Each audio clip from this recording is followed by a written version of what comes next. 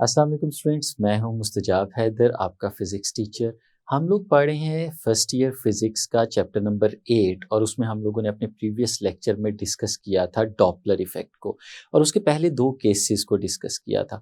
आज के लेक्चर में हम उसके नेक्स्ट केसेस को भी डिस्कस करेंगे और साथ में इसकी एप्लीकेशंस को भी देखेंगे। तो चलें लाइट बोर्ड की तरफ चलते हैं और लेक्चर का आगाज़ करते हैं। तो स्टूडेंट्स हम लोग चलते हैं अपने नेक्स्ट केसेस की तरफ। हमने पहले 2 केसेस डिस्कस किए कि जब हमारे पास एक स्टेशनरी सोर्स से साउंड की वेव्स जनरेट होती हैं और ऑब्जर्वर उसकी डायरेक्शन में मूव करना शुरू करता है तो अपेरेंट फ्रीक्वेंसी इंक्रीज हो जाती है। सेकंड केस में हमने देखा कि जब हमारा ऑब्जर्वर स्टेशनरी सोर्स से अवे मूव करना शुरू करता है तो उस केस में हमारी जो फ्रीक्वेंसी है वो डिक्रीज हो जाती है। लेकिन इन दोनों केसेस में एक चीज़ कॉमन थी, एक चीज़ कांस्टेंट थी और वो ये थी कि हमारी फ्रीक्वेंसीज़ तो चेंज होती हैं, लेकिन वहाँ पे वेवलेंथ दोनों केसेस में कांस्टेंट रहती है, वेवलेंथ में कोई चेंज नहीं आता। अब स्टूडेंट्स हम आगे चलेंगे और तीसरे और चौथे केस को डिस्कस करेंगे। थर्ड केस क्या है? थर्ड केस है स्टूडेंट्स हमारे पास कि अब इस केस में हमारे पास जो सोर्स है वो स्टेशनरी नहीं रहा, सोर्स ने मूव करना शुरू कर दिया। अब स्टूडेंट्स अगर हम पिछले चीज़ को वापस रिमाइंड करें तो हमने इस तरह से देखा था कि अगर हमारे पास एक सोर्स है और वो सोर्स साउंड जनरेट कर रहा है और वो साउंड की वेव्स आगे ट्रैवल करते हुए जाती हैं तो वो कुछ इस फॉर्म में थी कि ये लेट्स सपोज हमारा साउंड है जो ट्रैवल करते करते आगे की तरफ जा रहा है और यहाँ पे लेट्स सपोज हमारे पास एक ऑब्जर्वर मौजूद है। अब स्टूडेंट्स हमने ये देखा था कि इस केस में क्योंकि हमारे पास ये जो सोर्स ऑफ साउंड है ये स्टेशनरी है, ये मूव नहीं कर रहा, तो जो वेव के दरमियान डिस्टेंस हमें नज़र आता था वो डिस्टेंस चेंज नहीं होता था। लैम्डा हमारे पास यहाँ पे अनचेंज्ड रहता था, लैम्डा कांस्टेंट रहता था। हमारा ये जो ऑब्जर्वर है हमने इसके 2 केसेस देखे, एक दफ़ा ये सोर्स से अवे मूव कर रहा था और एक दफ़ा सोर्स की डायरेक्शन में मूव कर रहा था, लेकिन दोनों केसेस में हमारी वेवलेंथ चेंज नहीं होती थी, वेवलेंथ कांस्टेंट रहती थी। लेकिन स्टूडेंट्स अगर थर्ड केस की बात करें तो हम लोग कह रहे हैं कि when a source moves towards a stationary observer, अब सोर्स जो है वो स्टेशनरी ऑब्जर्वर की डायरेक्शन में मूव करता हुआ जा रहा है। तो अब इस केस में क्या होगा? क्या यहाँ पे भी वेवलेंथ कांस्टेंट रहेगी? तो स्टूडेंट्स ऐसा नहीं होता। बेसिक डिफरेंस जो पहले दो और तीसरे चौथे केस में है वो यही है कि वेवलेंथ यहाँ पे चेंज हो जानी है। पहले केसेस में वेवलेंथ चेंज नहीं हुई थी। कैसे होती है? स्टूडेंट्स हम देखते हैं कि लेट्स सपोज हमारे पास जो सोर्स ऑफ साउंड है, वो सोर्स ऑफ साउंड यहाँ पे मैं आपके सामने बना देता हूँ। लेकिन अब ये जो सोर्स ऑफ साउंड है, ये स्टेशनरी नहीं है। ये सोर्स ऑफ साउंड इस डायरेक्शन में मूव कर रहा है और जिस स्पीड से ये मूव कर रहा है, उसको हम लोग यूएस कह देते हैं और ये उसकी डायरेक्शन भी बता दी यानी वेलोसिटी भी बता दी। अब स्टूडेंट्स अगर हम इस चीज़ को ऑब्जर्व करें तो इस केस में होगा क्या? जब साउंड की वेव्स जनरेट होंगी तो वो इस डायरेक्शन में बिल्कुल इसी तरह से जैसे हमें यहाँ पे नज़र आ रही हैं जनरेट होंगी। लेकिन अगर हमारा ये जो सोर्स है ये साउंड की डायरेक्शन में आगे की तरफ मूव भी करना शुरू करते तो अब उस मूवमेंट से क्या होगा? हम लोग ये देखते हैं कि जो साउंड की वेव्स पहले से जनरेट होके आगे जा चुकी हैं वो तो पहुँच चुकी हैं एक सर्टेन डिस्टेंस पे, लेकिन जब सोर्स भी उनकी डायरेक्शन में ही आगे की तरफ मूव करना शुरू कर देगा तो उसका अपेरेंट इफेक्ट कुछ इस तरह से होगा कि हमारी जो वेव्स हैं, उन वेव्स के दरमियान जो डिस्टेंस है, वो कम होना शुरू हो जाएगा। अगर हमारी वेव्स के दरमियान पहले फ़ासला ज़्यादा था, तो अब वो फ़ासला कम होना शुरू हो जाएगा क्योंकि हमारा जो सोर्स है, वो अब मूव करता चला जा रहा है वेव्स की डायरेक्शन में। तो हमें ये चीज़ नज़र आएगी कि वेव के दरमियान जो इंटरनल स्पेसिंग है, वो स्पेसिंग कम हो रही है। अगर हमारा सोर्स रुका हुआ होता तो फिर जो वेवलेंथ होती वो और होती। अब क्योंकि सोर्स ने मूव करना शुरू कर दिया तो वेवलेंथ डिफरेंट होनी है। अब अगर इसी तरह से एक ऑब्जर्वर यहाँ पे मौजूद हो और ये ऑब्जर्वर अब इस केस में स्टेशनरी है, ये मूव नहीं कर रहा, तो फिर स्टूडेंट्स क्या होगा? जो साउंड ये सुन रहा है, हम इस ऑब्जर्वर ने जिस फ्रीक्वेंसी को सुना है उसे एफ सी का नाम दे देते हैं। वो डिफरेंट हो जाएगी उस फ्रीक्वेंसी से जो यहाँ पे जनरेट हो रही थी। क्यों जनरेट हो रही थी, क्यों डिफरेंट हो जाएगी? क्योंकि हमारे पास वेवलेंथ में अब चेंज आ गया। लेट्स सपोज स्टूडेंट्स, जो चेंज इन वेवलेंथ यहाँ पे आया है हम उसे रिप्रेजेंट कर देते हैं डेल्टा लैम्डा के साथ। ये चेंज है। अब ये चेंज किसकी वजह से आया? ये चेंज यूएस की वजह से आया। ये जो मूवमेंट है उसकी वजह से आया। तो स्टूडेंट्स हमें बेसिक रिलेशन तो पता है कि जब भी आपने फ्रीक्वेंसी, वेवलेंथ और स्पीड के दरमियान रिलेशन निकालना हो तो वो v is equal to f times lambda के बराबर आता है। और फिर अगर लेमडा की वैल्यू हमें यहाँ से फाइंड आउट करनी हो तो लेमडा इक्वल होता है v डिवाइडेड बाय एफ। और स्टूडेंट्स अगर हम यहाँ पे डेल्टा लैम्डा की बात करें तो ये है फ्रीक्वेंसी में वेवलेंथ में चेंज। किसकी वजह से चेंज? इस मूवमेंट की वजह से चेंज। तो फिर स्टूडेंट्स ये जो चेंज इन फ्रीक्वेंसी है इसको अगर उसी फॉर्मूले के अकॉर्डिंगली हम लोग लिखना चाहें तो हम इसे लिखेंगे U S divided by F. अब स्टूडेंट्स हमने यहाँ पे यू एस क्यों लिखा? क्योंकि ये वो स्पीड है जिस स्पीड की वजह से यहाँ पे कोई चेंज आया है। अगर ये स्टैटिक होता, स्टेगनेंट होता, रुका हुआ होता तो फिर कोई चेंज नहीं आना था। अब इस चेंज के पीछे जो रिस्पॉन्सिबल है वो यूएस है। अगर ये यूएस ज़्यादा हो जाएगा तो हमारे पास जो चेंज है लैम्डा का वो भी ज़्यादा हो जाएगा। जितनी ज़्यादा स्पीड से ये आगे की तरफ मूव करता चला जाएगा उतना ही ये भी ज़्यादा होता चला जाएगा। तो फिर स्टूडेंट्स ये चीज़ हमें यहाँ पे देखनी है कि ये जो वेवलेंथ में चेंज है वो किस पे डिपेंड कर रहा है? वो उसकी स्पीड के ऊपर डिपेंड कर रहा है। अब स्टूडेंट्स अगर हम इसको आगे फर्दर लेके चलें और इससे फ्रीक्वेंसी का रिलेशन फाइंड आउट करने की तरफ जाएं तो हम लोगों को पता है कि जो चेंज है हमारे ये वेवलेंथ का ये किस में आया? ये उसमें चेंज आया जो अपेरेंटली हमारे पास मौजूद थी। अब जो वेवलेंथ यहाँ पे हमारे ऑब्जर्वर तक पहुंच रही है ये वो वाली वेवलेंथ नहीं होगी जो जनरेट हुई थी, ये वो वाली वेवलेंथ भी नहीं होगी जो चेंज हुई थी, बल्कि ये वो होगी जो चेंज होने के बाद यहाँ तक पहुंची थी। तो हम लोग देखते हैं कि ये तो वेवलेंथ में अब डिक्रीज आ गया, पहले से कम हो गई है। तो स्टूडेंट्स फिर हम लोग इसे कुछ इस तरह से लिख सकते हैं कि ये लैम्डा सी ये वो वेवलेंथ है जो यहाँ तक पहुंची है। अब ये किसके बराबर है? ये इक्वल है लैम्डा, और इसमें से हम लोग माइनस करेंगे उस चेंज को जो यहाँ पे डेवलप हो गया था। तो lambda c is equal to lambda minus delta lambda के बराबर ये चेंज आ जाएगा। तो स्टूडेंट्स ये बेसिक रिलेशन है जो हमें बता रहा है कि अगर हमारा एक सोर्स हो वो मूव करना शुरू कर दे स्टेशनरी ऑब्जर्वर की तरफ तो जो वेवलेंथ उस ऑब्जर्वर की तरफ पहुंच रही होगी वो लैम्डा सी होगी और वो एक्चुअल वेवलेंथ से डेल्टा लैम्डा माइनस करके हमें मिल रही होगी। तो स्टूडेंट्स फिर ये जो रिलेशन हमें नजर आ रहा है इसके अंदर 3 डिफरेंट लैम्डा लिखे हुए हैं। तो क्यों ना हम इन सब की वैल्यूज यहाँ पे सब्सटीट्यूट कर दें। स्टूडेंट्स ये जो रिलेशन हमें यहाँ पे लिखा नजर आ रहा है अगर इस रिलेशन को लैम्डा सी की टर्म्स में लिखें तो हम लोग इस तरह से लिख सकते हैं lambda is equal to v over f, ये इसके बराबर होता है। और लैम्डा सी जो स्टूडेंट्स यहाँ पे हमें नजर आ रहा है फिर अगर उसी के अकॉर्डिंगली हम लोग देखें तो स्टूडेंट्स वो किसके बराबर आएगा? ये हमारे पास आ जाएगा v divided by f c, ये स्टूडेंट्स इसके इक्वल आ जाएगा। और फिर स्टूडेंट्स यहाँ पे जो लैम्डा लिखा हुआ है ये तो बेसिक उस वेव का है जो जनरेट हुई थी, तो इसमें v ओवर एफ हम इसी तरह से लिख देंगे, इसमें तो कोई चेंज नहीं आएगा।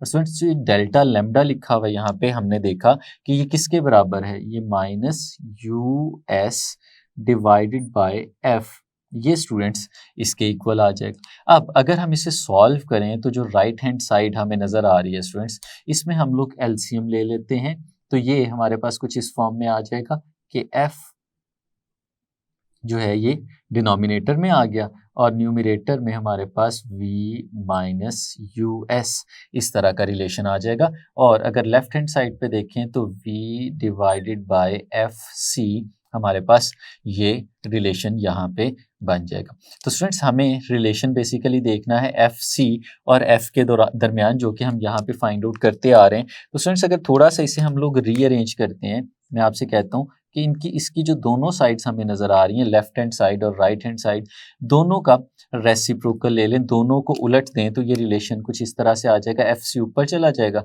वी नीचे आ जाएगा, f c divided by v, और राइट हैंड साइड पे भी कुछ इसी तरह का रिलेशन आ जाएगा, f divided by v minus u s, इस तरह का रिलेशन। और फिर स्टूडेंट्स लेफ्ट हैंड साइड पे v डिवाइड हो रहा है, अगर इसको दूसरी तरफ ले जाएं तो ये मल्टीप्लाई हो जाएगा, तो हमारे पास जो रिलेशन आएगा वो कुछ इस तरह से आ जाएगा, f c is equal to v divide हो रहा है, इधर ले जाते हैं v, यहाँ पे आके मल्टीप्लाई हो गया, divided by v minus u S, ये कुछ इस तरह से आ जाएगा। और स्टूडेंट्स जो f लिखा हुआ है इसको हम लोग बाहर लिख देते हैं कुछ इस जगह पे। तो स्टूडेंट्स अगर इसको देखें तो अब यहाँ पे जो रिलेशन हमारे पास बन रहा है एफ सी और एफ के दरमियान, हम इसको उसी तरह से एनालाइज कर सकते हैं जिस तरह से हमने पिछले दो केसेस को देखा था। पहले तो हम लोग ये देखेंगे कि जो ब्रैकेट के अंदर टर्म लिखी हुई हमें नजर आ रही है वो टर्म 1 से बड़ी है या छोटी है। अब इस केस में students v divided bye v minus US ये लिखा हुआ है, तो स्टूडेंट्स आप इसको बता सकते हैं कि ये 1 से बड़ा होगा या छोटा होगा। तो हमें बेसिक पता है, जो हमने पिछले दो केसेस में डिस्कस किया था, अगर हमारे न्यूमरेटर की वैल्यू डिनोमिनेटर की वैल्यू से ज़्यादा हो तो हमारा जो आंसर है वो ग्रेटर देन 1 आता है। अब इस केस में भी देखें, जो हमारा न्यूमरेटर हमें लिखा हुआ नज़र आ रहा है वो v है, और जो डिनोमिनेटर हमें लिखा हुआ नजर आ रहा है स्टूडेंट्स वो डिनोमिनेटर v में से us को माइनस करके आ रहा है। इसका मतलब क्या हुआ, इसका मतलब ये है कि v माइनस us v से कम है क्योंकि v में से सब्ट्रैक्शन हुई है, तो डिनोमिनेटर इस केस में छोटा है और न्यूमरेटर इस केस में बड़ा है। तो स्टूडेंट्स अगर न्यूमरेटर की वैल्यू बड़ी हो, डिनोमिनेटर की वैल्यू छोटी हो,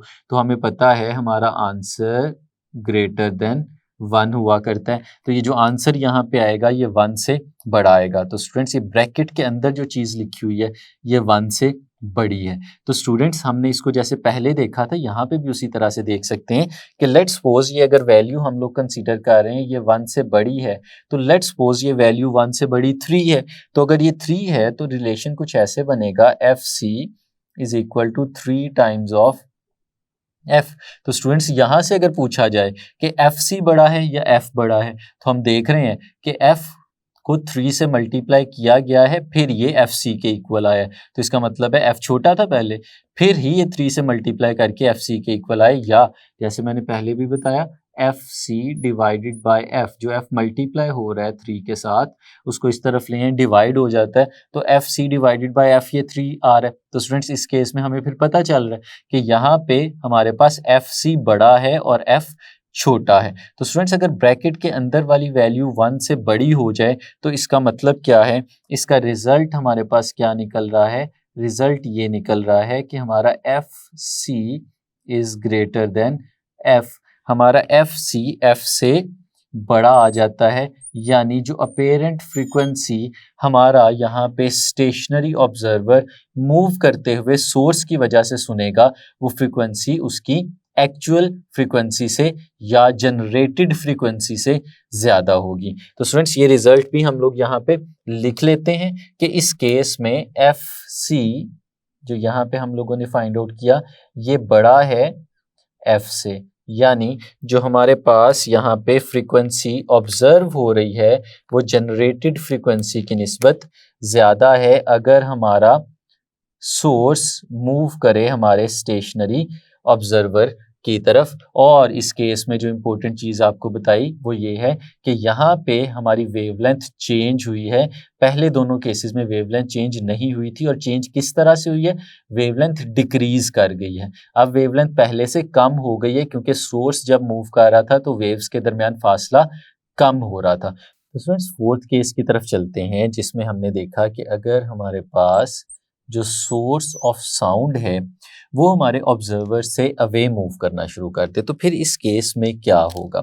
तो स्टूडेंट्स हमने देखा था कि जब हमारा सोर्स ऑफ साउंड ऑब्जर्वर की डायरेक्शन में मूव करता था तो क्योंकि वेव्स के दरमियान फासला कम होता जाता था तो इस केस में हमारी वेवलेंथ डिक्रीज हो जाती थी, वेवलेंथ में कमी आ जाती थी, शॉर्टर हो जाती थी। अब अगर इसी चीज़ को हम लोग यहाँ पे देखते हैं, लेट्स सपोज स्टूडेंट्स ये हमारे पास यहाँ पे सोर्स ऑफ साउंड मौजूद है और हमारे पास इस सोर्स ऑफ साउंड में से वेव्स जनरेट हो रही हैं साउंड की जो आगे फॉरवर्ड डायरेक्शन में मूव कर रही हैं। लेट्स सपोज स्टूडेंट्स ये वो साउंड की वेव्स हैं जो इस तरह से मूव करते हुए आगे की तरफ जाती हैं और कुछ फासले पे यहाँ पे हमारे पास एक ऑब्जर्वर मौजूद है जो इन साउंड की वेव्स को यहाँ पे ऑब्जर्व कर रहा है। लेट्स सपोज इस ऑब्जर्वर को हम लोग डी का नाम दे देते हैं। अब स्टूडेंट्स ये ऑब्जर्वर जो है यहाँ पे रेस्ट की स्टेट में मूव नहीं कर रहा, जैसे कि यहाँ पे लिखा है when a source moves away from a stationary observer. Observer इस जगह पे स्टेशनरी है। अब ये जो साउंड की वेव्स यहाँ पे जनरेट हुई हैं इनकी वेवलेंथ, स्पीड और फ्रीक्वेंसी है वो हम लोग यहाँ पे लिख देते हैं वी, एफ और लैम्डा। ये वो तीनों चीज़ें और इनके दरमियान जो रिलेशन है हम लोग जानते हैं v is equal to f times lambda. ये इसके बराबर होता है, ये इन तीनों के दरमियान में यहाँ पे रिलेशन मौजूद होगा। अब स्टूडेंट्स इमेजिन करें कि हमारा ये जो सोर्स ऑफ साउंड है ये मूव करना शुरू कर देता है अवे फ्रॉम ऑब्जर्वर, ये इस डायरेक्शन में मूव करेगा। लेट्स सपोज इसकी मूव करने की जो यहाँ पे स्पीड है उसे हम लोग यूएस का नाम दे देते हैं। अब स्टूडेंट्स दो चीज़ें आ गई, हमारा जो साउंड है वो साउंड इस डायरेक्शन में मूव कर रहा है, ऑब्जर्वर की तरफ जा रहा है और इस मूव करते हुए साउंड की जो स्पीड है उसे हम लोगों ने v का नाम दिया हुआ है और हमारा सोर्स इससे अवे मूव करता जा रहा है। अब स्टूडेंट्स इमेजिन करें कि जब ये पीछे की डायरेक्शन में मूव करेगा, जब हमारे ऑब्जर्वर से अवे मूव करेगा तो हर नई जनरेट होने वाली साउंड की जो वेव है वो कुछ पीछे से जनरेट होगी, उसका फासला हमारे ऑब्जर्वर से इंक्रीज होता चला जाएगा। अब इसका मतलब क्या हुआ? इसका मतलब ये हुआ कि हमारी जो वेवलेंथ है वो अब इंक्रीज हो जानी चाहिए क्योंकि जो साउंड की वेव है अब वो पहले से कुछ पीछे से जनरेट हो रही है। जैसे कि आप लोग इसे देख भी सकते हैं कि जब एक डायरेक्शन में हमारा सोर्स मूव करता है तो उसके सोर्स के मूव करने की वजह से जिस डायरेक्शन में वो मूव करता है उस डायरेक्शन में वेवलेंथ्स एक दूसरे के करीब आना शुरू हो जाती हैं, वेव्स एक दूसरे के करीब आना शुरू हो जाती हैं और जिससे वो अवे मूव कर रहा होता है उसमें क्या होता है कि डिस्टेंस बढ़ता चला जाता है। तो इस केस में भी ऐसा ही हो रहा है क्योंकि हमारा सोर्स जो है वो अवे मूव कर रहा है हमारे ऑब्जर्वर से, तो फिर हमारी इस केस में इन दोनों के दरमियान जो वेव्स हैं उनके दरमियान फासला बढ़ जाएगा, वेवलेंथ चेंज हो जाएगी। अब जो स्टूडेंट्स वेवलेंथ में चेंज आता है उसे हम लोग रिप्रेजेंट कर देते हैं डेल्टा लैम्डा के साथ। ये वो चेंज इन वेवलेंथ है जो इसके मूव करने की वजह से हुआ। अब स्टूडेंट्स ये किसके इक्वल आएगा? हमें पता है कि वेवलेंथ जो है वो रेशियो होती है स्पीड ओवर फ्रीक्वेंसी की। तो ये जो चेंज आ रहा है ये इस यूएस स्पीड की वजह से आ रहा है जो हमारे सोर्स की मूवमेंट है और इसको हम लोग डिवाइड करेंगे फ्रीक्वेंसी के साथ जो कि हमारी यहाँ पे जनरेट हो रही है। तो ये स्टूडेंट्स हमारे पास रिलेशन आ जाता है इस केस में डेल्टा लैम्डा का कि जो हमारे पास चेंज है वेवलेंथ के अंदर वो इसके इक्वल आ रहा है। तो स्टूडेंट्स ये वही चीज़ हमें पता चली कि जैसे पहले भी हम लोगों ने डिस्कस किया कि पहले दोनों केसेस के अंदर हमारी वेवलेंथ में कोई चेंज नहीं आता था क्योंकि सोर्स मूव नहीं करता था। दूसरे दोनों केसेस में हमारा सोर्स मूव कर रहा है, तो जहाँ पे भी सोर्स ने मूव करना है वहाँ पे वेवलेंथ में चेंज आना है, जैसे कि यहाँ पे हमारी वेवलेंथ में चेंज आ गया। अब स्टूडेंट्स देखना ये है कि ये चेंज हमारी ओवरऑल वेवलेंथ को किस तरह से इफेक्ट कर रहा है। अब हमने देखा क्योंकि वेव्स के दरमियान फासला बढ़ता जा रहा है तो जो वेवलेंथ यहाँ पे पहुंचेगी हमारे ऑब्जर्वर के पास वो वेवलेंथ तो डिफरेंट होगी। तो हम यहाँ पे कह सकते हैं कि वो वेवलेंथ जो इस ऑब्जर्वर के पास पहुंच रही है हम उसे लैम्डा डी का नाम दे देते हैं और जो फ्रीक्वेंसी यहाँ तक पहुंच रही है हम उसे एफ डी का नाम दे देते हैं। तो दोनों चीज़ें यहाँ पे आते आते बदलती जा रही हैं। अब स्टूडेंट्स अगर वेवलेंथ की बात करें, लैम्डा डी की बात करें तो हम लोग क्या कह सकते हैं, ये इक्वल होगा लैम्डा प्लस डेल्टा लैम्डा के। ये किस तरह से स्टूडेंट्स? क्योंकि अब इस केस में हमारी वेवलेंथ बढ़ रही है, हमारी वेव्स के दरमियान फासला इंक्रीज हो रहा है। तो जब ये डिस्टेंस इंक्रीज होगा तो इसका मतलब है हमारी वेवलेंथ में भी ओवरऑल चेंज आ जाएगा। इस रिलेशन में अगर हम लोग देखें तो ये जो डेल्टा लैम्डा है ये चेंज इन वेवलेंथ है और लैम्डा डी क्या है? लैम्डा डी वो वेवलेंथ है जो यहाँ तक पहुंच रही है, और ये डेल्टा लैम्डा इस सोर्स की मूवमेंट की वजह से, इस स्पीड की वजह से, जिसे यूएस का हम लोगों ने नाम दिया। तो फिर स्टूडेंट्स इसको हम सामने रखते हुए, इसको यूज करते हुए अब हम फ्रीक्वेंसीज के दरमियान रिलेशन निकाल सकते हैं। स्टूडेंट्स अगर फॉर्मूले सब्सटीट्यूट करें, हमें पता है, ये देखें v is equal to f lambda, और यहाँ से अगर हम लोग लैम्डा की वैल्यू फाइंड आउट करते हैं तो वो बराबर आती है v डिवाइडेड बाय एफ, इस तरह से। और स्टूडेंट्स अगर हम लोग बात करेंगे लैम्डा डी की, तो लैम्डा डी को फिर यहाँ पे इस तरह से भी तो लिखा जा सकता है, क्योंकि रेशियो है v ओवर एफ की। तो स्टूडेंट्स ये रेशियो होगी हमारे पास v ओवर एफ डी की, क्योंकि ये वो फ्रीक्वेंसी है जो हमारे ऑब्जर्वर तक यहाँ पे पहुंच रही है। और फिर ये जो लैम्डा है, ये तो वो है जो जनरेट हुई है, तो जो जनरेट हुई थी उसमें तो कोई चेंज नहीं आ रहा था। ये है हमारे पास v डिवाइडेड बाय एफ, और प्लस डेल्टा लैम्डा, और डेल्टा लैम्डा तो हमें पता है ये इक्वल है U S divided by F. तो स्टूडेंट्स इस तरह का हमारे पास रिलेशन आ जाता है। अब अगर इसे हम सिंप्लीफाई करते हैं तो v divided by F T, और जो राइट हैंड साइड हमें नज़र आ रही है स्टूडेंट्स, अगर यहाँ पे हम लोग एलसीएम ले लें तो f हमारे पास बचेगा, और न्यूमरेटर में हमारे पास v प्लस यू एस, कुछ इस तरह का रिलेशन आ जाएगा। और स्टूडेंट्स इसको ज़रा आसान करने के लिए हम एक काम करते हैं कि ये जो एक्सप्रेशन नज़र आ रहा है, इसकी लेफ्ट हैंड साइड और राइट हैंड साइड हम दोनों का रेसिप्रोकल ले लेते हैं, तो हमारे पास रिलेशन बदल जाएगा F D divided by v, और राइट हैंड साइड पे जो हमारे पास आएगा वो आ जाएगा f divided by v plus U S.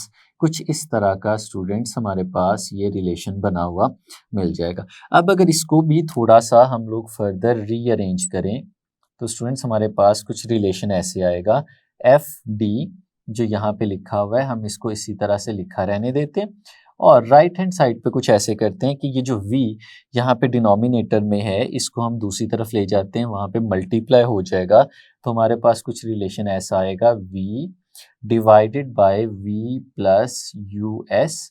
और स्टूडेंट्स जो यहाँ पे राइट हैंड साइड पे पहले से f लिखा हुआ था उसको हम यहाँ पे ब्रैकेट के बाहर लिख देते हैं। तो स्टूडेंट्स ये रिलेशन हमारे पास आ गया, फ्रीक्वेंसी जो अपेरेंटली चेंज हो गई थी एफ डी, और वो फ्रीक्वेंसी जो हमारे पास जनरेट हुई थी जिसे हम लोगों ने एफ का नाम दिया था, ये उनके दरमियान रिलेशन आ गया। अब हमें ये देखना है कि इन दोनों में से कौन सी फ्रीक्वेंसी जो है वो दूसरे से ज़्यादा है या कौन सी फ्रीक्वेंसी दूसरे से कम है। तो उसको हम लोग किस तरह से देख सकते हैं? सबसे पहले स्टूडेंट्स ब्रैकेट के अंदर वाली वैल्यू को देखें, हमारे पास लिखा हुआ है v divided by v plus u s. तो हमें क्या देखना है, जो हम पीछे तीनों केसेस में देखते चले आ रहे हैं वही चीज़ हमें यहाँ पे भी देखनी है कि ये v प्लस यूएस जो हमें पे लिखा हुआ नज़र आ रहा है ये हमारे न्यूमरेटर से बड़ा है या छोटा है। हम देखते हैं कि हमारा न्यूमरेटर खाली v है और डिनोमिनेटर में v में यूएस ऐड हो रहा है, यानी डिनोमिनेटर हमारे न्यूमरेटर से बड़ा है। तो अगर डिनोमिनेटर की वैल्यू न्यूमरेटर की वैल्यू से बड़ी होगी तो हमें पता है कि इस केस में हमारा आंसर लेस देन 1 आ रहा होगा। तो स्टूडेंट्स अगर ये आंसर लेस देन 1 है, जैसे कि यहाँ पे हमें नज़र आ रहा है कि v divided bye v plus U S ये लेस देन 1 है, तो फिर हमारा ये जो ऊपर रिलेशन है इसका मीनिंग क्या बनता है? हम इसको बार बार देख चुके हैं, तीनों केसेस में देखा, तो वही चीज़ अगर हम यहाँ पे भी अप्लाई करके देखें तो स्टूडेंट्स अगर ये वाली वैल्यू लेस देन 1 है तो इसका मतलब है कि f जो था इसको किसी नंबर से डिवाइड किया हम लोगों ने, फिर एफ डी के इक्वल आया। तो ये कब होगा? ये उस वक्त होगा जब f बड़ा होगा और एफ डी छोटा होगा। तो फिर रिजल्ट हमें यहाँ पे क्या मिलता है स्टूडेंट्स?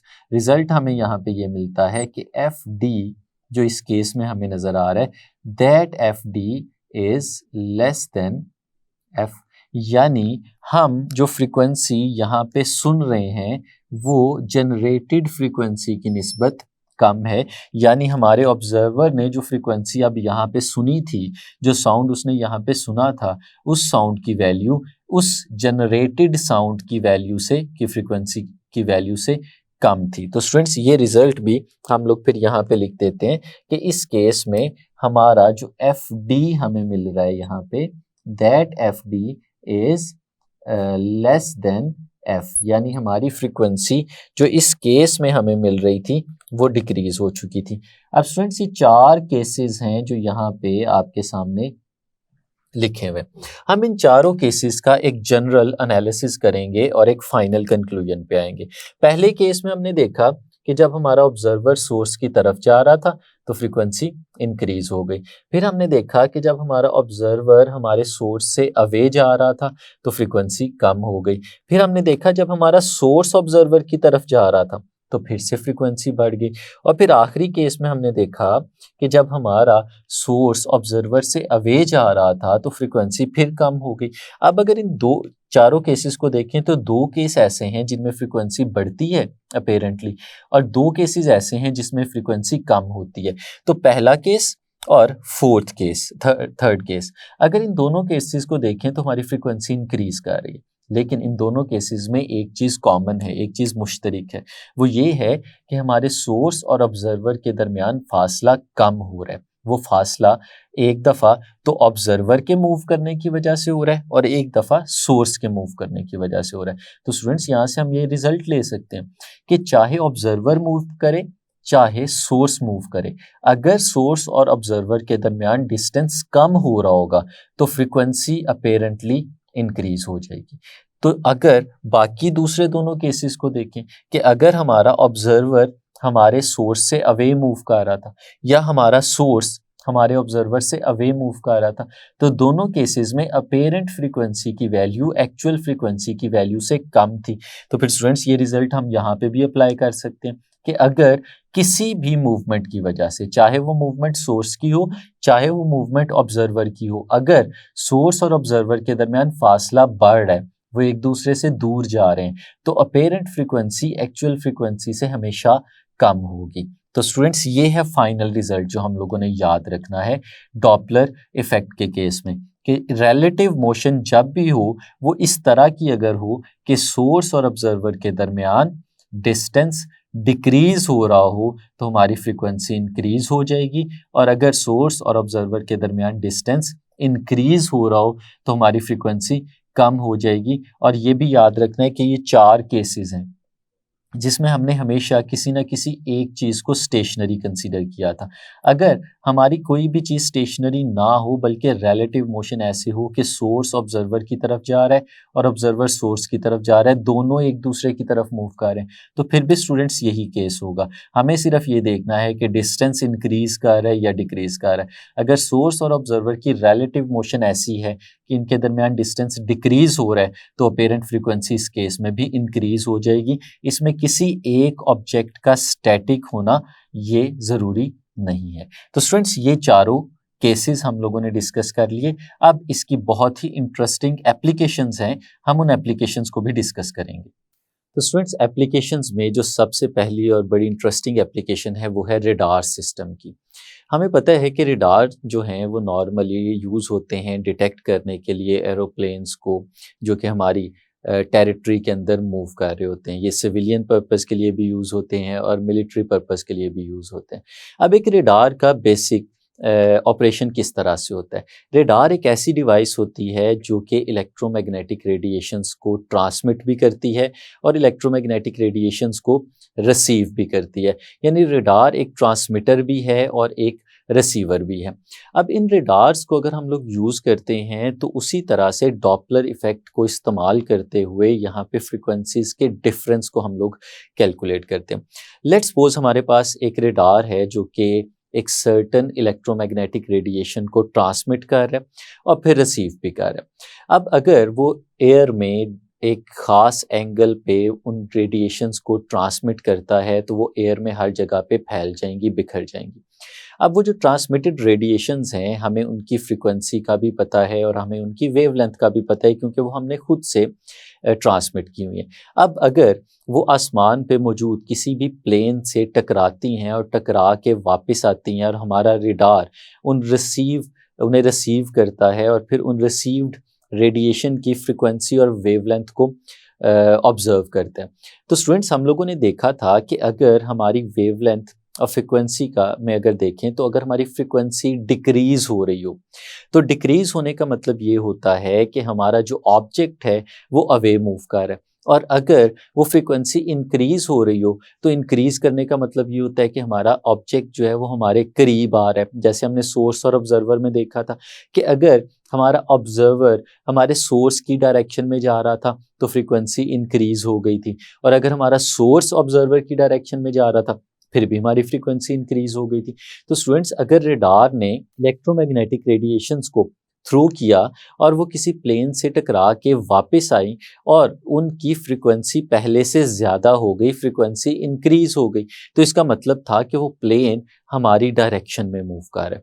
तो स्टूडेंट्स, इस तरह से हम लोग किसी भी प्लेन की हमारी डायरेक्शन में आने की स्पीड को भी कैलकुलेट कर सकते हैं अगर हमें फ्रीक्वेंसीज के डिफरेंस का पता चल जाए। फॉर्मूला हम लोग जानते हैं। तो इस तरह से स्टूडेंट्स हम रेडार सिस्टम्स को इस्तेमाल करते हैं और वो रेडार सिस्टम डॉपलर इफेक्ट को यूज़ करते हुए डिफरेंस इन फ्रीक्वेंसी और डिफरेंस इन वेवलेंथ को ऑब्जर्व करके बता सकते हैं कि कोई प्लेन हमारी डायरेक्शन में आ रहा है या हमसे अवे मूव करता चला जा रहा है। इसी तरह से जो सेकंड एप्लीकेशन है वो है स्पीड ऑफ सैटेलाइट। हमें पता है हमारे अर्थ के सराउंडिंग में बहुत सारे सैटेलाइट्स हैं जो मूव कर रहे हैं, अर्थ के गिर्द सर्कुलर पाथ के अंदर मूव कर रहे हैं। तो अगर स्टूडेंट्स हमें किसी सैटेलाइट की स्पीड मालूम करनी है, हमें फाइंड आउट करना है कि कोई सैटेलाइट कितनी स्पीड से मूव कर रहा है, तो स्टूडेंट्स इसी तरह से हम लोग इलेक्ट्रोमैग्नेटिक रेडिएशंस को यूज़ कर सकते हैं। जैसे रेडार के केस में हमने यूज़ किया था कि इलेक्ट्रोमैग्नेटिक रेडिएशंस को थ्रो करेंगे, उनसे टकराने के बाद वापस आएंगी, उन्हें रिसीव करेंगे। अगर फ्रीक्वेंसी इंक्रीज हो गई तो इसका मतलब है सैटेलाइट हमारे करीब आ रहा है, और अगर फ्रीक्वेंसी डिक्रीज हो गई तो इसका मतलब है सैटेलाइट हमसे अवे जा रहा है। और फिर स्टूडेंट्स, इसी डिफरेंस का अगर हमें पता चल जाए कि दोनों फ्रीक्वेंसीज में क्या डिफरेंस है और इलेक्ट्रोमैग्नेटिक रेडिएशंस जो कि हम लोगों ने खुद से थ्रो की हुई थी हमें उनकी स्पीड का पता होता है, तो हम उस सैटेलाइट की स्पीड को भी मेजर कर सकते हैं कि वो कितनी स्पीड से हमारी डायरेक्शन में आ रहा है या हमसे अवे जा रहा है, या इसको बिल्कुल जनरलाइज करें तो हम ये बता सकते हैं कि वो किस स्पीड के साथ हमारे अर्थ के गिर्द अपने चक्कर कंप्लीट कर रहा है। इसी तरह से स्टूडेंट्स, एक और बहुत इंटरेस्टिंग एप्लीकेशन है हमारे डॉपलर इफेक्ट की जो कि सोनार कहलाती है। SONAR, sound navigation and ranging, ये इसका कंप्लीट नाम है। सोनार एक बहुत इंटरेस्टिंग एप्लीकेशन है जिसमें हम लोग, जैसे पीछे हमने देखा कि दोनों केसेस के अंदर, चाहे हम सैटेलाइट्स की स्पीड की बात करें या हम रेडार सिस्टम की बात करें, इलेक्ट्रोमैग्नेटिक रेडिएशंस को यूज़ करें। अगर हम इलेक्ट्रोमैग्नेटिक रेडिएशंस की बजाय साउंड को यूज़ करें और फिर साउंड की मदद से, वो अल्ट्रासोनिक भी हो सकता है, इंफ्रासोनिक भी हो सकता है, ऐसा साउंड जो हम सुन सकते हैं वो भी हो सकता है, ऐसा साउंड जो हमें सुनाई नहीं देता वो भी हो सकता है। तो अगर हम किसी साउंड को यूज़ करें और साउंड को यूज़ करते हुए हम यूज़ करें डॉपलर इफ़ेक्ट को और अपने यूज़फुल पर्पसेस के लिए इस्तेमाल करें, तो हम वहाँ पे भी देख सकते हैं। सोनार क्या है? साउंड नेविगेशन एंड रेंजिंग, जिसके अंदर बेसिकली हम साउंड की वेव्स को थ्रो करते हैं और हमें उन साउंड की वेव्स की फ्रीक्वेंसी का पता होता है और वो किसी भी ऑब्जेक्ट से टकरा के वापस आती हैं और फिर हम उनकी रिसीविंग फ्रीक्वेंसी को नोट करते हैं, और जो फ्रीक्वेंसी का डिफरेंस होता है उससे हम लोग इंफॉर्मेशन दे सकते हैं कि जिस ऑब्जेक्ट से ये टकरा के आए हैं वो ऑब्जेक्ट हमारी डायरेक्शन में मूव कर रहा था या हमसे अवे मूव कर रहा था। अगर हमारी तरफ आ रहा था तो उसकी स्पीड कितनी थी, हमसे दूर जा रहा था तब भी उसकी स्पीड कितनी थी। तो हम इसको इको रेंजिंग और इको साउंडिंग सिस्टम का नाम देते हैं। और इसी तरह से एकॉस्टिकल और इको, ये एक ऐसा प्रोसेस है जिससे हम लोग ये सारी चीज़ें मेजर करते हैं। फॉर एग्जांपल, अगर हम इसकी मिलिट्री एप्लीकेशंस की बात करें तो हमें पता है कि अंडर वाटर, पानी के नीचे सबमरीन्स होती हैं जो मूव करती हैं और पानी के अंदर बिल्कुल खामोशी के साथ एक जगह से दूसरी जगह जा रही होती हैं। तो अगर हमें सबमरीन्स को डिटेक्ट करना है, हम देखना चाहते हैं कि पानी के अंदर नीचे कोई सबमरीन तो मूव नहीं कर रही, तो हम लोग क्या करते हैं, हम अल्ट्रासाउंड यूज़ करते हैं। हम साउंड की वेव्स पानी के अंदर थ्रो करते हैं और वो जो साउंड की वेव्स हैं पानी के अंदर मूव करते करते ऑब्जेक्ट से टकराती हैं और टकरा के वापस आती हैं। अब उसकी मदद से हम लोग क्या करते हैं, हम इको लोकेशन फाइंड आउट करते हैं, हम ये देखते हैं कि वो हमसे कितने फासले पे मौजूद है, हमारे तरफ अगर वो मूव कर रहा है तो कितनी स्पीड से हमारी डायरेक्शन में मूव कर रहा है, हमसे अवे जा रहा है तो कितनी स्पीड से हमसे अवे जा रहा है। तो ये डॉपलर इफेक्ट ही है जिसमें हम डिफरेंस इन फ्रीक्वेंसीज को मेजर करते हैं कि जो साउंड हम लोगों ने भेजा था उस साउंड की फ्रीक्वेंसी कितनी थी और जिस ऑब्जेक्ट से वो टकरा के वापस आया है, टकराने के बाद उसकी फ्रीक्वेंसी में कितना चेंज आ गया।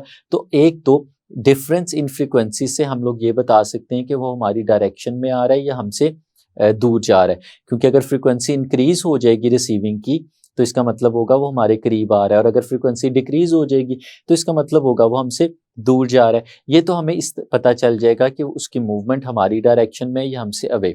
और फिर इन दोनों डिफरेंसेस को यूज़ करते हुए हम फॉर्मूले के अंदर सब्सटीट्यूट करके ये चीज़ भी बता सकते हैं कि वो हमारी तरफ अगर आ रहा है या हमसे दूर अगर जा रहा है तो कितनी स्पीड से हमारी तरफ आ रहा है या कितनी स्पीड से हमसे दूर जा रहा है। तो इस तरह से बेसिकली हम एक इमेजिंग सिस्टम डेवलप कर लेते हैं, हम उसकी एग्जैक्ट लोकेशन भी बता सकते हैं और उसकी मूवमेंट को कंटिन्यूसली ट्रैक भी कर सकते हैं। वो जो पहले बिल्कुल एक ऐसी मूवमेंट थी जिसे डिटेक्ट करना मुश्किल था, उसको हम सोनार की मदद से हम डॉपलर इफेक्ट यूज करते हुए उस मूवमेंट को डिटेक्ट कर सकते हैं। नेक्स्ट स्टूडेंट, इसकी एक और इंटरेस्टिंग एप्लीकेशन है और ये वो एप्लीकेशन है जो बेस बनी थी बेसिकली हमारे डॉपलर इफेक्ट की। कि हमने देखा था कि डॉपलर इफेक्ट जो हान डॉपलर ने जब ऑब्जर्व किया तो वो यही था कि वो डिफरेंट स्टार्स से आने वाली लाइट की फ्रिक्वेंसी को ऑब्जर्व कर रहा था, और उसने उन्हीं फ्रिक्वेंसी को जब अपनी लेबोरेटरी में ऑब्जर्व किया तो उसने देखा कि स्टार्स की फ्रिक्वेंसी और उसी सोर्स की फ्रिक्वेंसी जो लैब में ऑब्जर्व की गई थी उसमें फ़र्क था, उसमें डिफरेंस था। अब उसी डिफरेंस को सामने रखते हुए हान डॉपलर ने डॉपलर इफेक्ट जो था वो हमें प्रपोज किया था। अब उसकी एप्लीकेशन ज़रा हम लोग देखते हैं कि अगर हमारे पास कोई बहुत ही डिस्टेंट स्टार मौजूद है, हमें पता है कि स्टार्स में डिफरेंट प्रोसेसेस हो रहे होते हैं और उन डिफरेंट प्रोसेसेस के रिजल्ट के तौर पे लाइट अमिट हो रही होती है, और वो लाइट लाखों सालों का फासला तय करने के बाद हमारे तक पहुंच रही होती है। तो जब लाइट हमारे पास पहुंचती है हम उस लाइट की फ्रीक्वेंसी को नोट कर सकते हैं, ऑब्जर्व कर सकते हैं।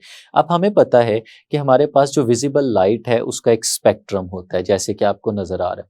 ये जो स्पेक्ट्रम होता है इसके दो बिल्कुल ऑपोजिट एंड्स में अगर देखें तो हमारे पास रेड लाइट मौजूद होती है जिसकी फ्रीक्वेंसी बहुत कम होती है, और हमारे पास ब्लू लाइट मौजूद होती है जिसकी फ्रीक्वेंसी बहुत ज़्यादा होती है। सबसे ज़्यादा फ्रीक्वेंसी की रेंज ब्लू की तरफ होती है और सबसे कम फ्रीक्वेंसी की रेंज हमारे पास रेड की तरफ होती है। अब लेट्स सपोज एक स्टार से आने वाली लाइट को हम लोग ऑब्जर्व करते हैं और वो एक स्पेसिफिक वैल्यू हमें दे देती है, और इसी तरह से वो जो स्टार है वो जिस सोर्स से लाइट जनरेट कर रहा है अगर उसी सोर्स से हम लेबोरेटरी के अंदर भी लाइट जनरेट करते हैं और उस लाइट की फ्रीक्वेंसी भी ऑब्जर्व करते हैं। अब स्टूडेंट्स बड़ी इंटरेस्टिंग सी चीज़ है, ये दोनों फ्रीक्वेंसीज एक दूसरे से डिफरेंट होती हैं। हम लोग क्या करते हैं, हम इन दोनों फ्रीक्वेंसीज को एक साथ इसी विजिबल लाइट के स्पेक्ट्रम के ऊपर प्लेस करके देखते हैं। अगर हमारी लेबोरेटरी वाली लाइट जो है उसकी फ्रीक्वेंसी रेड की तरफ ज़्यादा हो और जो हमारी स्टार से आने वाली लाइट है उसकी फ्रीक्वेंसी ब्लू की तरफ हो, तो हम लोग इसे कहते हैं कि ये फ्रीक्वेंसी ब्लू शिफ्ट है। ब्लू शिफ्ट का क्या मतलब होता है? ब्लू शिफ्ट का मतलब ये होता है कि एक्चुअल फ्रीक्वेंसी जो है वो रेड वाली साइड पे होनी चाहिए थी, लेकिन जब हमने उसे ऑब्जर्व किया तो वो रेड की तरफ नहीं है बल्कि वो ब्लू की तरफ है। अब ब्लू की तरफ जाने का क्या मतलब है स्टूडेंट्स? ब्लू की तरफ जाने का मतलब ये है कि फ्रीक्वेंसी डिक्रीज हो गई है, क्योंकि ब्लू की फ्रीक्वेंसी रेड की फ्रीक्वेंसी से ज्यादा होती है, हम इसे कहते हैं ब्लू शिफ्ट। अब ब्लू शिफ्ट का मतलब क्या हुआ? ब्लू शिफ्ट का मतलब ये हुआ कि जो एक्चुअल फ्रीक्वेंसी है और जो ऑब्जर्व फ्रीक्वेंसी है अगर उनका कंपैरिजन किया जाए तो ऑब्जर्व फ्रीक्वेंसी कम है। तो स्टूडेंट्स हम लोगों को पता है कि ऑब्जर्व फ्रीक्वेंसी अगर कम होती है तो इसका मतलब ये होता है कि सोर्स और ऑब्जर्वर के दरमियान डिस्टेंस डिक्रीज हो रहा है। तो ब्लू शिफ्ट का मतलब ये है कि जिस स्टार से आने वाली लाइट को हम लोगों ने नोट किया है वो स्टार हमारी डायरेक्शन में मूव कर रहा था, इस वजह से उससे आने वाली जो लाइट है वो ब्लू की डायरेक्शन में शिफ्ट हो गई है।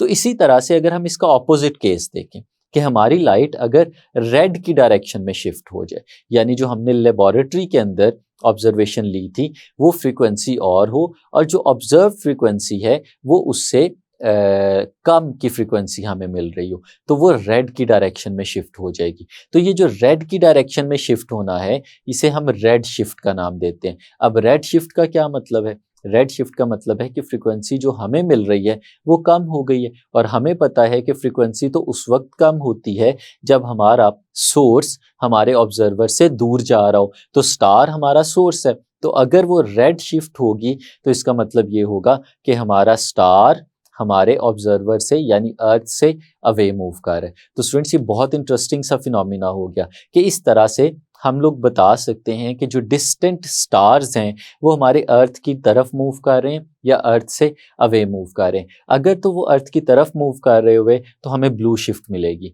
और अगर वो अर्थ से अवे मूव कर रहे हुए तो फिर हमें रेड शिफ्ट मिलेगी। इस तरह से हम बता सकते हैं कि वो हमसे हमारी डायरेक्शन में आ रहे हैं या हमसे अवे मूव कर रहे हैं। और फिर यहाँ तक ही नहीं, जब हमें इन दोनों फ्रीक्वेंसीज का डिफरेंस पता चल जाए तो हम बहुत आसानी से फॉर्मूलों की मदद से, कंप्यूटर एनालिसिस की मदद से ये बता सकते हैं कि वो अगर हमारी डायरेक्शन में मूव कर रहे हैं तो कितनी स्पीड से हमारी तरफ मूव कर रहे हैं, और अगर हमसे अवे मूव कर रहे हैं तो फिर भी हम बता सकते हैं कि वो कितनी स्पीड से हमसे अवे मूव कर रहे हैं, सिर्फ ब्लू शिफ्ट और रेड शिफ्ट को सामने रखते हुए।